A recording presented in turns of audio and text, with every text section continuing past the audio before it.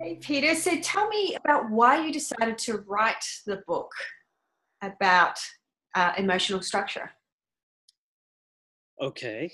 Um, I wrote it because it came out of my experience working at different studios in Hollywood, reading hundreds, maybe thousands of scripts, and finding that most of them made sense in a logical way, but very few of them had impact viscerally. And I was curious to know why so many fine writers were working so hard to write such mediocrity.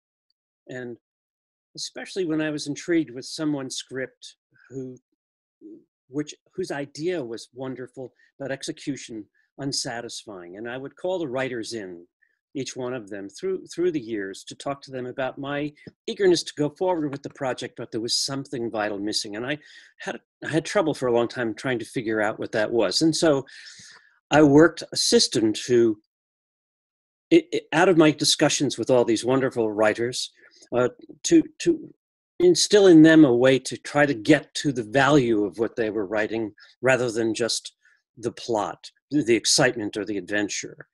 And I used to ask them, the first question I asked them was, why did you choose this story? And they often gave me the expected answers. Well, it sounded exciting, or it was very romantic, or it was reminded me of something my grandmother told me when I was a kid. And then I felt that that was unsatisfying. And if you start writing with just that notion that something is interesting to you, it's going to stay flat for all the months and years you take to write an idea. And so I asked them why they were the person to tell the story. And that seemed to get at the real value of the story to them. Once the author was able to equate what was going on with the protagonist or antagonist in the story to his or her own experience, it enlivened the whole kind of visceral and emotional impact the story had. And it began to have a social currency, in a way that connected with the audience other than just by excitement, as something we munch popcorn and drink Coca-Cola over, but rather something we think about and we are moved by. And so when I could get the authors to marry their own personal, spiritual and emotional experience to what was going on in the plot, they could develop something underneath the plot that had more meaning than the plot itself. And that's the emotional structure of the story. Long-winded answer, but that's how I came to the conclusion that it was necessary to start teaching people how to find that in their own storytelling so that the impact was universal rather than just specific to a particular plot. And this is what I find fascinating is, the emotional structure, like some of the techniques that are out there, which are quite helpful, is, getting you to care about the character. And so, like people are more likely to care for a pet, or a child, or, all of those sort of techniques to get people to sort of, want to feel something, for the characters there, which is all valid. But what you're saying is, moving it away from the object and connecting that object with the writer and where the writer is coming from. And from that, the audience will actually connect more. That's correct. Once the author's authenticity is apparent in the storytelling, it connects viscerally with the audience's view of the same thing. You and I have discussed this before, that even though we're from different parts of the world and different experiences, and you're feminine and I'm masculine and all of that stuff, that we seem to have so much not in common. What we do have in common aren't the things that we've achieved or acquired, but those things that we've all lost. And so and that's important to put a pin on and hold there. When I ask the author why the story means so much to her or to him, it forces the author to think about, well, then what is the intention I have here in telling the story? Is it just to entertain, or is it to express something I believe to illuminate the story and the plot itself? That creates an intention. Every author has to know what her or his intention is when they take off in writing a script or a novel or a short story or a play. The intention has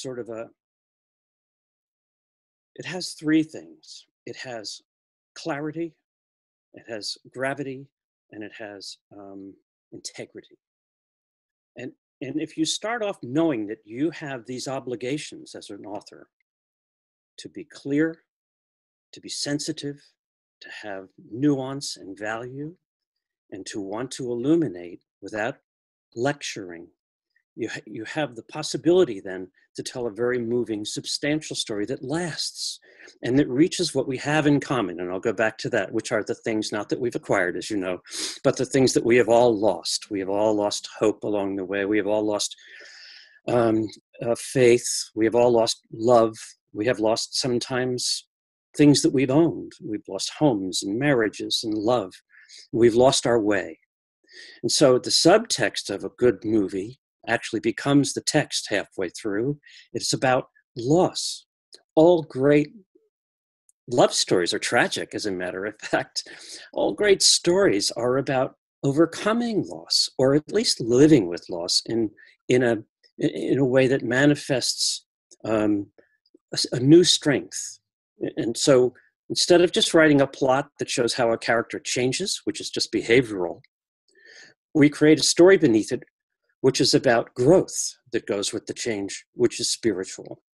And so you're connecting with your audience on a very deep personal level, even though they've never climbed that mountain or jumped out of that airplane or done whatever Tom Cruise or other people do in movies. They all know what heartbreak is. They all know what loss is. They all know what suffering is.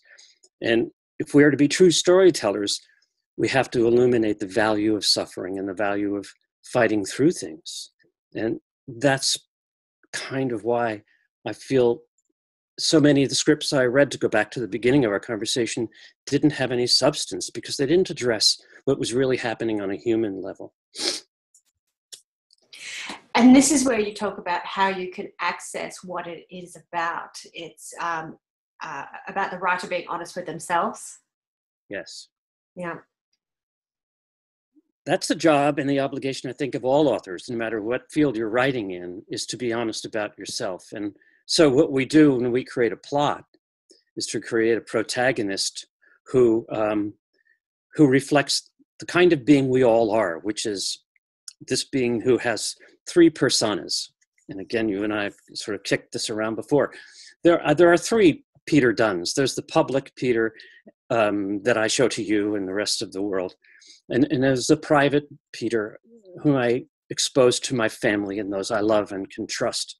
And then there's the secret Peter I don't tell anybody about. And I think in this plotting, the beginning, middle, and end of a show, of a film or book, we want to see your protagonist being broken down and exposed from that public figure where we meet him or her in the first act, and he's a police officer, and damn it, he knows his job and he can do it really well, to gradually exposed by the co-protagonist, co-antagonist, truth-saying, that there is a being underneath this show-off, this man who's so secure in his life that has some doubts. And once this co-protagonist can make your protagonist face his doubts and talk about them, he's becoming the private self. And so you see your characters beginning to change from just the public self to a more private place. And as that grows into greater trust and circumstances one creates in the plot to expose more of what's going on inside your central characters, you reach a place where your central character reaches a moral crisis that makes him feel humbled, not humiliated, but humbled by circumstances, by an inability to express himself wholly without revealing the secret self. And so the grace in humility is that we become malleable, we become teachable in that moment. When we let things go and admit that we are fallible, that we have only so much hope to get things done alone and that we need other people. And that exposes the private self. Once we expose the private self, we allow that self to grow. Even by just exposing my deepest secrets to you personally and trusting you with them, I'm growing. And that growth is critical to a character's manifesting into the being he needs to be to solve the crime in the plot. Yeah. All of it makes sense, but that's what, and so the author, you and me, we have to be able to, in our writing, do the same thing. I can't just stay outside of my film writing and not expose myself and not allow myself to be humbled by these circumstances and offer to you how it felt when I was crushed and what I need to, and I hopefully, if this hasn't happened, then you haven't written a good script. If I've grown by writing the script, if I've changed and grown, then I've done good work. And if I haven't, then I've been an amateur.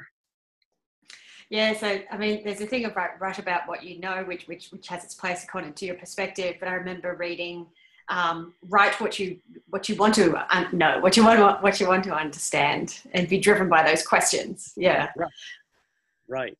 And one of the things you also, I mean, so we've spoken about starting with the public self and, moving that towards a secret self, but not necessarily, you don't necessarily have to reveal that. There can be a beauty in just everyone knowing that there's a secret self to that character.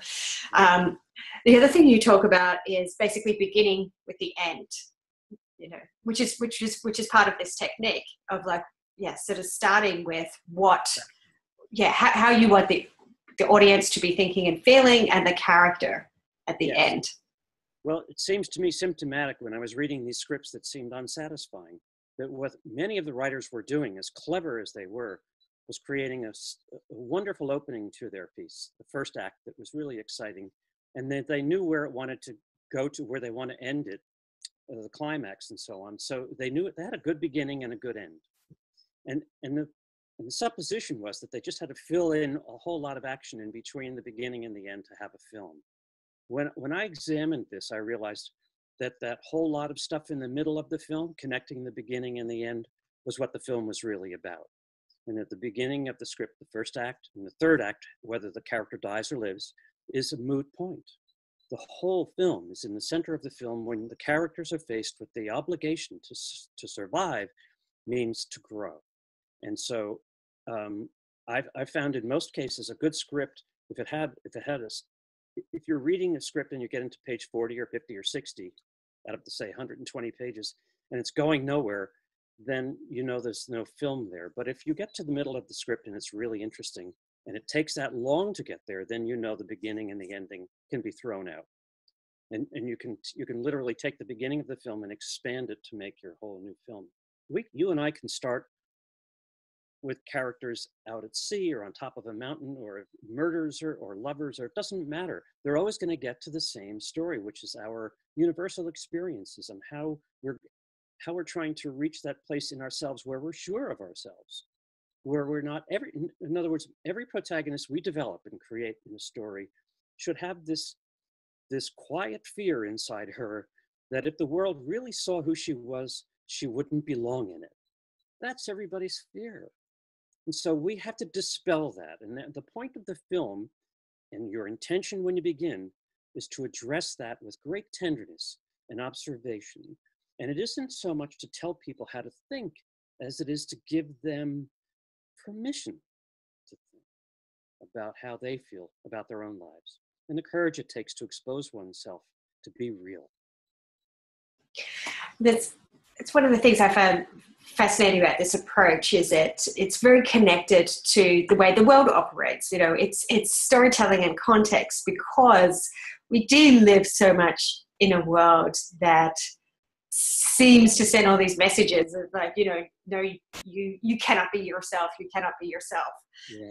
Yeah. And this is a narrative specific to the context of the world and the way it is, and that narrative will change in a different context. That's very true. And you've exposed me to some interesting films through gaming and everything else, and I find them the ones that interest me most, or that succeed most with me in terms of moving me, are those same things that move me about children's stories. When I go into the Barnes and Noble, to a bookstore, and I go into the children's section and I read a fairy tale, because they all deal with exactly what you said. It's the ugly duckling story. It's wanting to belong, but afraid of admitting who we are, because if we admit who we are, we may not belong. And it's cultural and societal, and religions form us, and politics form us, and family. Family is like the greatest source for stories, because it's the most confounding and painful kind of relationships in many ways. But you're right. So every great story that we look at or film that we've really enjoyed watching always boils down to this idea that a person becomes brave enough through the force of a story that makes a person be brave enough to tell us who she is, or to tell another character who she is, and allow everything to happen after that that's going to happen. And in love stories, of course, people fall in love, and in crime, they kill each other. But the object is for everybody to be brave enough in their own lives, and especially in their writing, to expose who we are. You know, I always say to the students that I teach that as they write different stories and different scripts and accumulate a portfolio, that the plot, the scripts aren't the product. They are. The author is the product. And as a buyer, to go back to the beginning of what we're talking about, at many studios that I worked at, I wasn't so much interested in script. Even when it didn't work, I was interested in the writer, because I could help the writer understand how to write it better, but I could never teach that writer how to be the person she is. And that's what I loved about the promise of that project. So one of the things, connecting this together, you talk about the difference between story and plot. Yes. Yeah. And how these operate. Well, the plot is the journey for truth.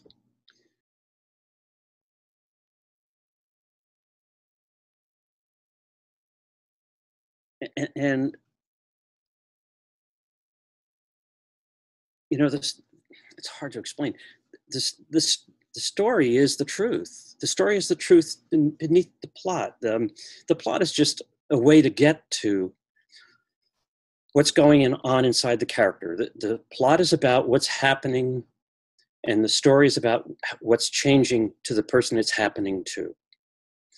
And so you must make sure when you're writing your as a storyteller that on page 10, your character is different than she was on page 2. And on page 30, she's really different than she was on page 10.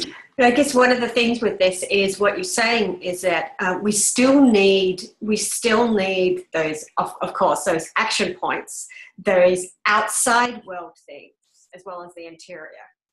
Yeah. Yeah. Well, still need both of the sides actually happening. Right.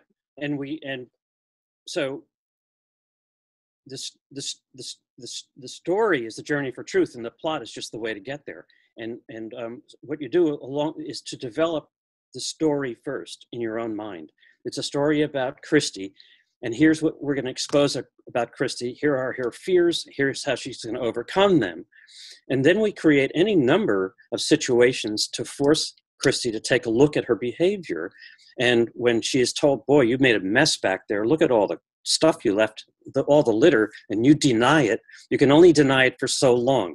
And then your character has to face some inner truth about not that you just create a mess behind you, but that it's a pattern in your life. And why do you do that? Because it's always based on fear. Our behavior always exposes our fears. And so when you have a character deny something, you're automatically exposing that there's something there that has to be exposed. I'm not sure that addresses what you just raised. Yeah, no, it's just connecting. You're just talking about another technique there. I mean, I know some of the projects that I've made. One was about after my mother died and the experience of that. It was interrogating what's the meaning of death, and that's because it was a great truth in my life, and I needed to express that. Another one was about escaping abuse, and escaping poverty, and those sorts of things. And I think, there's a connection there between the truth that we come to in ourselves, right. and then the works that we create, and I guess why we create them. Yeah. Well, as an author, you have to be very brave to tell that story, because as an author, you also begin to realize that as much as you want the world to accept you for who you are, it's very rare that you ever let anybody see who you are. That's one of the crazy things about human beings. I believe in myself, and I want you to believe in me, but I'm afraid to show you who I am because you may not believe me. So it's a conundrum. So you create a plot to break those walls down, and to break habits down, because habits are are built as protection, not as some artistic thing or some spiritual thing, but we become the person we are, built on all the things we fear. It's nuts. But it's the truth. And so in our own little way, when we tell a story, whether it's a nursery rhyme or a very heavy drama about loss of human life, a parent, a child, or a spouse, we are doing the same thing. We are tearing a human being apart. We are tearing Christy apart. We see her in Act 1, and here she is, and she's a PhD, and she's brilliant, and she's got it all under control. And in Act 2, we smack her around and we break her down. And in Act 3, we see who's really underneath all this PhD stuff and everything else.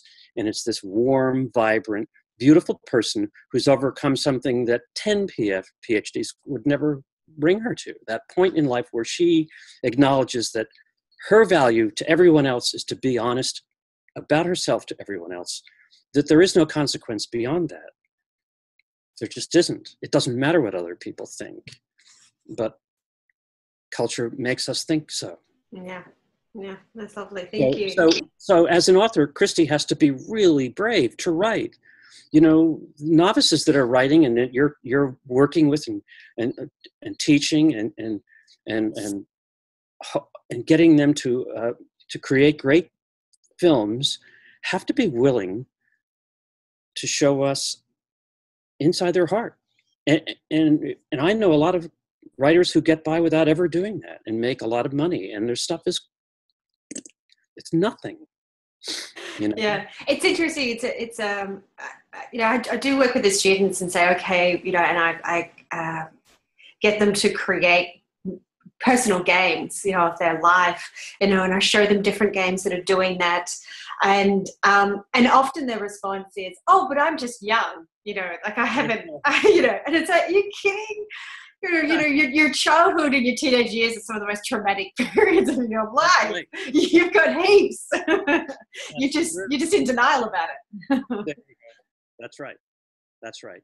And yeah, so you've experienced that as a teacher and a writer. So what do you recommend then? What's a prompt, an activity that you'd recommend for the writers? I have one in mind that I think addresses all the things we're talking about.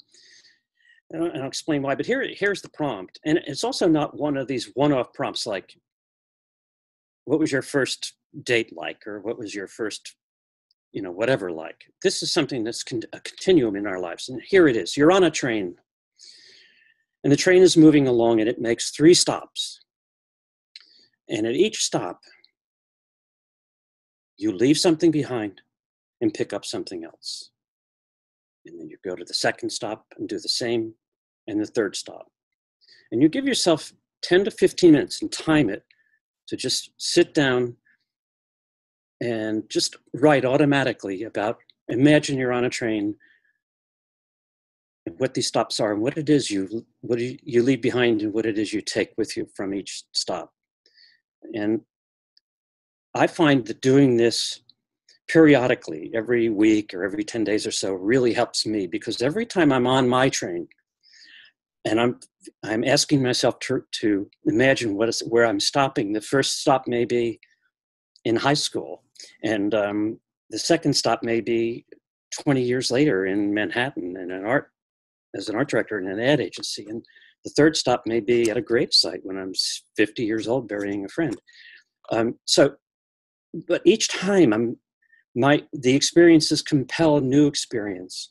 And what it does for us, what it does for me, is remind me about my life experiences, some of them joyful, losing my virginity, some of them tearful, that I have to stay in touch with if I'm going to do what we've just talked about, which is being me when I'm writing.